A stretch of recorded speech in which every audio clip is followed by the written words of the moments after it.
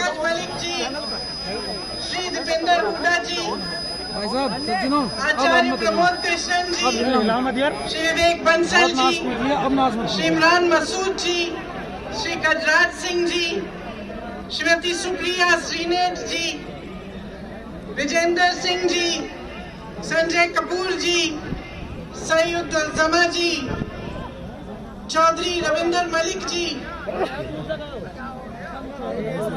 चौधरी संजय सिंह जी, बाबा श्याम सिंह जी, नरेश सैनी जी, मसूद अख्तर जी और तमाम कांग्रेस के नेता, यहाँ पर उपस्थित NSUI, IYC, महिला कांग्रेस के कार्यकर्ता, बहनों और प्यारे भाइयों, आप कुछ समय से मेरा इंतजार कर रहे हैं।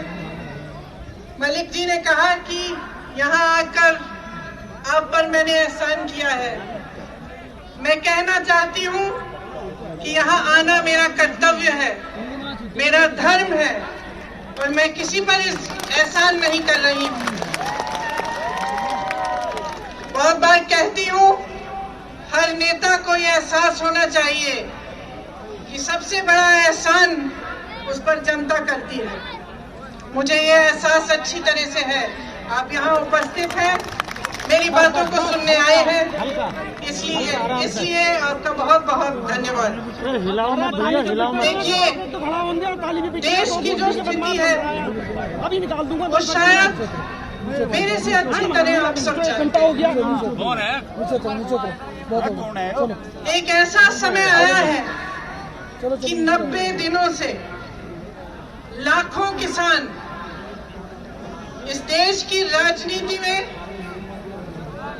के बाहर, दिल्ली के बाहर बैठे हुए हैं, संघर्ष कर रहे हैं, आंदोलन कर रहे हैं। 215 किसान शहीद हुए, बिजली काटी गई, पानी रोका गया, उन्हें मारा गया, पीटा गया। वे शांति से बैठे थे। देश की राजधानी की सीमा को इस तरह बनाया गया जैसे देश की सीमा थी। तमाम पुलिस की फोर्स लगाई गई, किसानों को प्रताड़ित किया गया। जो किसान अपने बेटे को देश की सीमा पर देश की रखवाली करने के लिए भेजता है, उस किसान को अपमानित किया गया, उसे जलील किया, उसे देशद्रोही कहा, आतंकवादी कहा। प्रधानमंत्री जी ने पूरे सांसद के सामने उसका मजाक उड़ाया, उसे परिजीवी कहा, आंदोलन जीवी कहा। देखिए, इंसान की तरह देश का भी एक हृदय होता है। उस हृदय के धड़कने से देश जीवित होता है।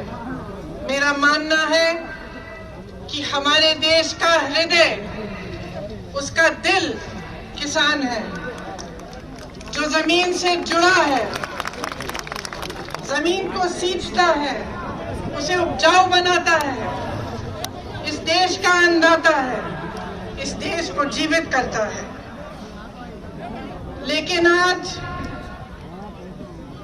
जब चौधरी टिकैत जी के आंखों में आंसू आते हैं तो हमारे प्रधानमंत्री जी के होठों पर मुस्कुराहट आती है, उन्हें मजाक सूझता है। आज किसान के घरों से लूट हो रही है और प्रधानमंत्री जी के 2 पूंजीपति मित्रों को पूरी छूट दी गई है। आपके सामने आकर प्रधानमंत्री जी ने बार बार हर चुनाव में ये वादा किया था कि गन्ने का भुगतान आपको दिया जाएगा। मैं आपसे पूछना चाहती हूँ, आपको मिला? उन्होंने कहा था आपकी आमदनी दुगनी होगी। मैं आपसे पूछना चाहती हूँ, दुगनी हुई? आपको मालूम होगा कि पूरे देश भर में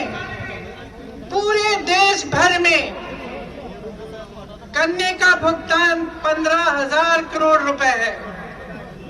और आज मैं आपको बताना चाहती हूं, शायद आपको ये नहीं मालूम होगा कि प्रधानमंत्री जी ने अपने लिए दुनिया में भ्रमण करने के लिए 2 हवाई जहाज खरीदे और उन 2 हवाई जहाजों की कीमत 16,000 करोड़ रुपए है। आपके गन्ने के भुगतान से ज्यादा उनके पास अपने 2 हवाई जहाजों को खरीदने के लिए पैसे हैं, लेकिन आपके देश भर के किसान के भुगतान के लिए पैसे नहीं है। ये स्थिति है आज देश की। आपसे वादा किया गया था कि 14 दिनों में भुगतान होगा, लेकिन आपने क्या देखा? पिछले 4 सालों में गन्ने का दाम नहीं बढ़ा। 16,000 करोड़ के 2 हवाई जहाज खरीदे गए। 20,000 करोड़ की स्कीम बन रही है कि जो संसद भवन है, जो देश की राजधानी इंडिया गेट है और उसके आसपास की जो इमारतें हैं, उनके सुंदरीकरण के लिए 20,000 करोड़ की स्कीम बन रही है, लेकिन आपके गन्ने के भुगतान के लिए 15,000 करोड़ उपलब्ध नहीं है। डीजल आपको 2018 में 60 रुपए में मिलता था, आज कहीं 80 रुपए, कहीं 90। डीएपी 1100 रुपए में मिलता था, आज 1200 रुपए का है। बिजली के बिल बढ़ते चले जा रहे हैं, गैस सिलेंडरों की कीमत बढ़ती चली जा रही है, मगर आपके गन्ने के दाम आपको नहीं मिल रहे हैं, वो वही का वही है।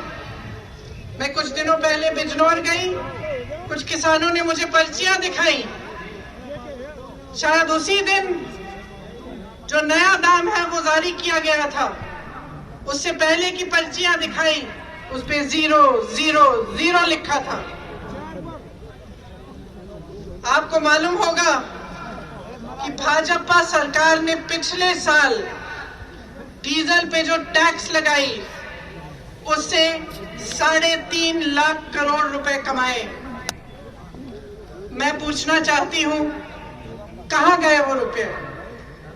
2014 से अब तक मोदी सरकार ने पेट्रोल डीजल पर टैक्स बढ़ाकर, आपको मालूम नहीं होगा, 21,50,000 रुपए कमाए।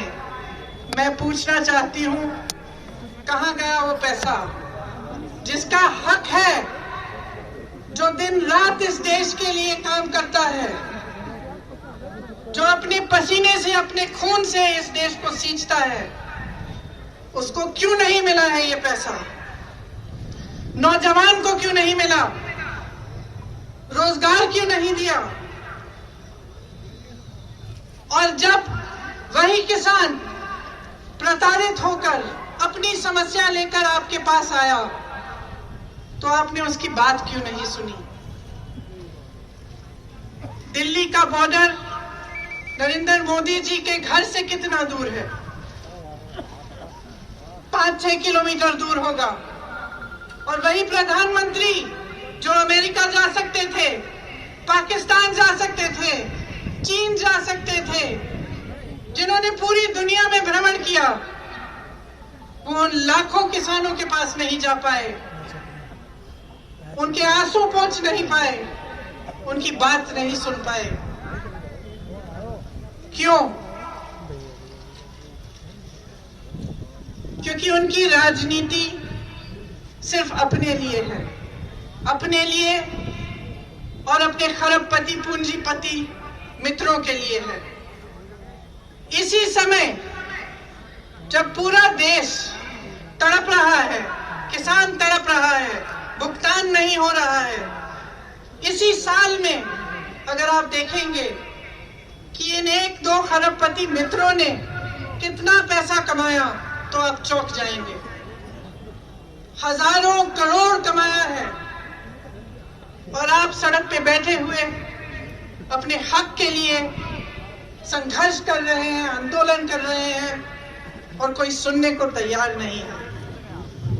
जो 3 कानून इस सरकार ने निकाले हैं उनका सार तो आप जानते ही होंगे। पहला कानून कि प्राइवेट मंडियां लगेंगी और सरकारी मंडियों में जो टैक्स लिया जाता है वो प्राइवेट मंडियों में नहीं लिया जाएगा। इसका मतलब क्या है? इसका मतलब ये है कि आस्ते आस्ते सरकारी मंडियां बंद हो जाएंगी। और आप सब जानते हैं कि सरकारी मंडियों की खासियत ये है कि आपको न्यूनतम समर्थन मूल्य मिलता है, कि कोई भी कहीं से भी आकर आपको ये नहीं कह सकता कि आपको कम दाम पे आपसे खरीदेगा।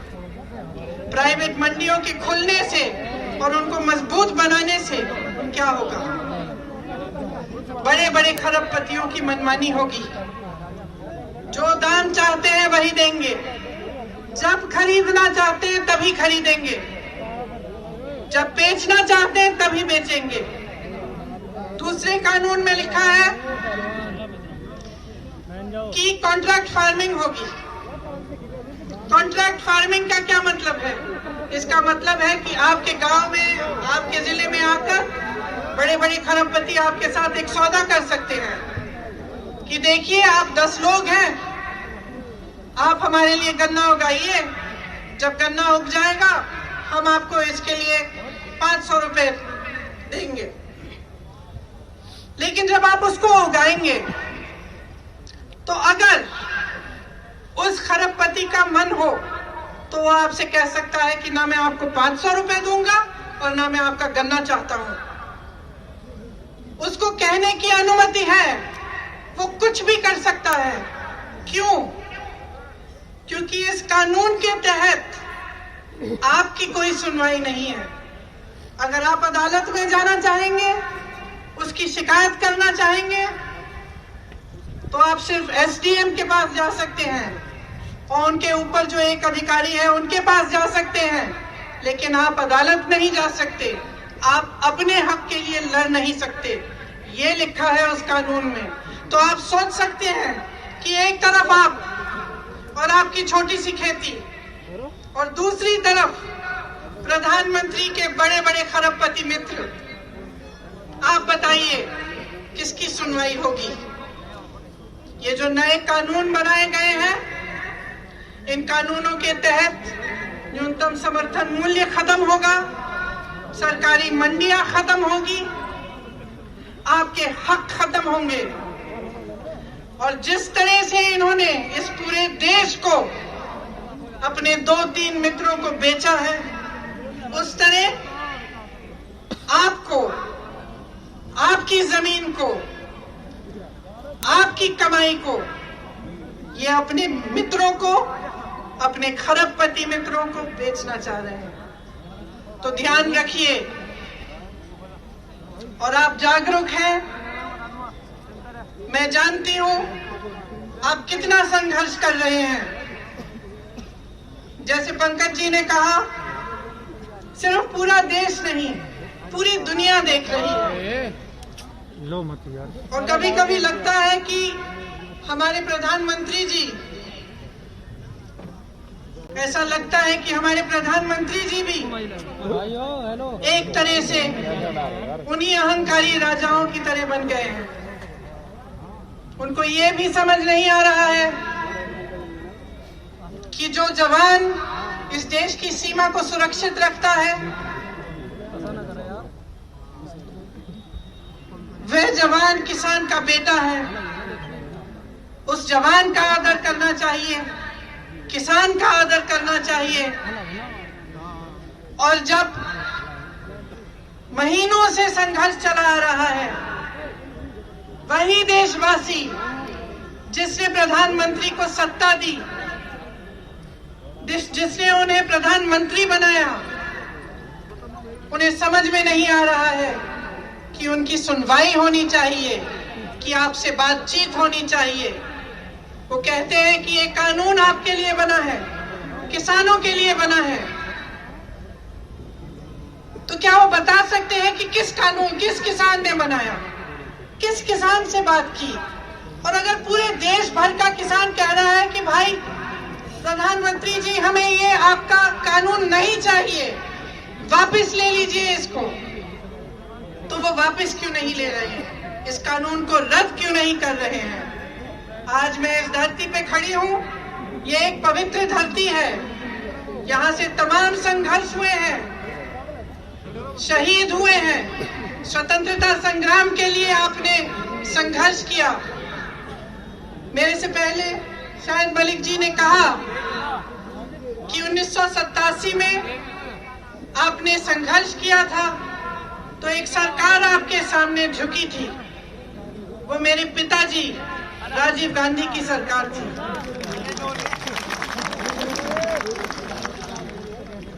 और मेरे पिताजी ने आपका आदर किया। आप आए, 50,000 किसान दिल्ली आए, वापस मायूस होकर नहीं गए। सरकार ने आपकी बात सुनी, आपकी मांगें पूरी करी। आज यहाँ खड़े होकर मैं आपसे कहना चाहती हूँ, आपने कहा कि आप खुददार लोग हैं, आप गद्दारी नहीं करेंगे मेरे साथ। मैं आपसे कहना चाहती हूँ कि मैं भी खुददार हूँ, मैं भी खुददार हूँ और मैं आपके साथ गद्दारी कभी नहीं कर सकती। आज अगर मैं यहाँ आई हूँ, तो राजनीति के लिए मुंह दिखाने नहीं आई हूँ। पिछले साल यही मुजफ्फरनगर आई थी, आप संकट में थे, आपको याद होगा।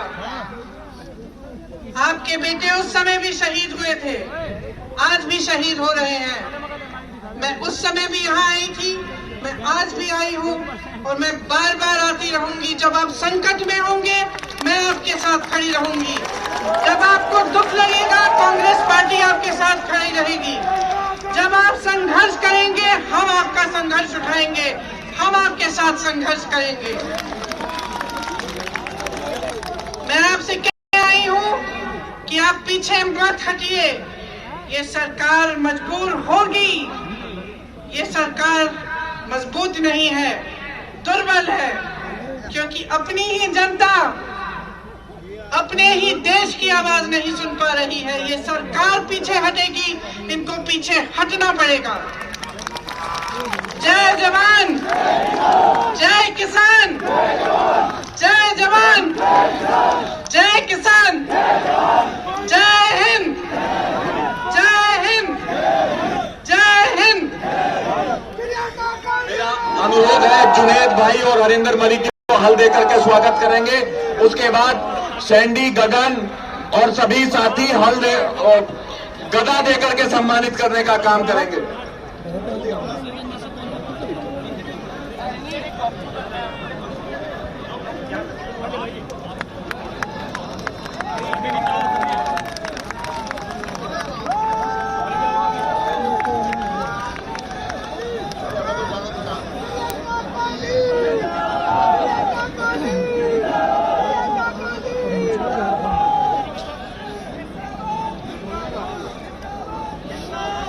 लाइव है, लाइव।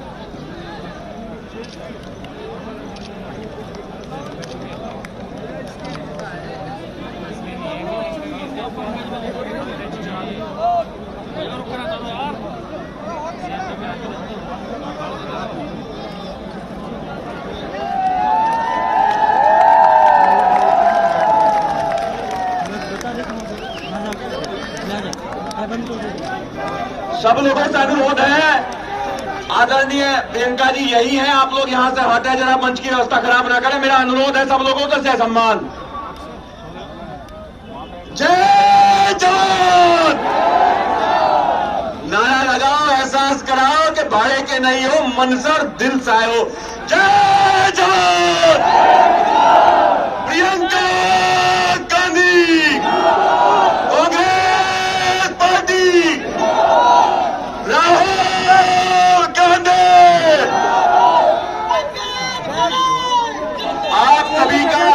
आप सभी का बहुत बहुत धन्यवाद।